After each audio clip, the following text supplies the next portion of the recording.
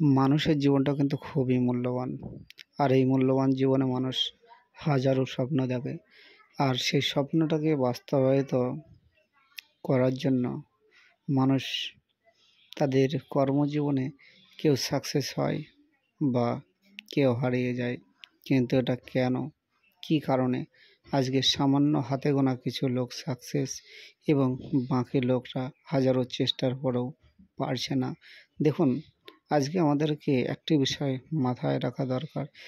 ধরুন, আপনি আগ্রা তাজমহল দেখতে চাচ্ছেন, কিন্তু আপনি বাড়ি থেকে যাবেন না।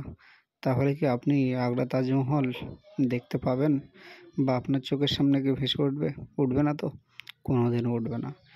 এইরকমই আমরা অনেকজনই আছি যারা দিনের পর দিন সাকসেসের আশা করি, কিন্তু বলুন তো, ঘরে বসে থেকে চুপচাপ কোনো কাজ না করে কি সাকসেস পাওয়া যায়? এভাবে একটা জিনিস হয় যে আপনার দুর্দশা, দুর্দিন, অন্ধকার নেমে আসবে। আর এর জন্য আপনি কিন্তু কাউকেই দায়ী বা দোষী করতে পারবেন না। কেননা এই পৃথিবীতে নিজের ভুলের শাস্তি কোনো না কোনোভাবে এই পৃথিবী আপনাকেই উপহার দেবে।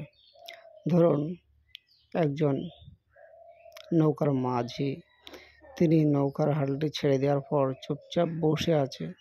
তাহলে বলুন, সেই নৌকাটি কি কোনোদিনও সেই মাঝির গন্তব্যস্থলে পৌঁছাতে পারবে? এটা কিন্তু কোনোভাবেই সম্ভব নয়।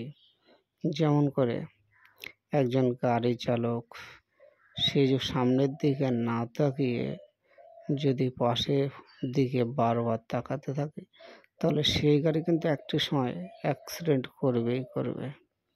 সেই গাড়ি কিন্তু তার অস্তিত্ব হারিয়ে ফেলবে। সে কিন্তু গন্তব্যস্থলে কোনোভাবে পৌঁছাতে পারবে না। ঠিক এই রকমই আমরা আমাদের জীবনে চলার পথে আমাদের লক্ষ্য স্থির করার পরও বিভিন্ন দিকে তাকাই, আর সেখান থেকে কিন্তু একটা ধাক্কা খাই, আর যে কারণে কিন্তু আমরা থেমে যাই। যদি আপনি আপনার লক্ষ্য স্থির করার পর দেখবেন অনেক সমস্যার সম্মুখীন আপনি হচ্ছেন, অনেক বাধা আসছে, তাহলে জানবেন যে আপনি জয়ী হতে চলেছেন। আপনার শুভ দিন আসা শুধুমাত্র সময়ের অপেক্ষা। তাই আপনি একটু ভক্তি সহকারে সেই কাজগুলো করুন, তাহলে দেখবেন খুবই অল্প সময়ের মধ্যে আপনার কাঙ্ক্ষিত দিন এসে গেছে।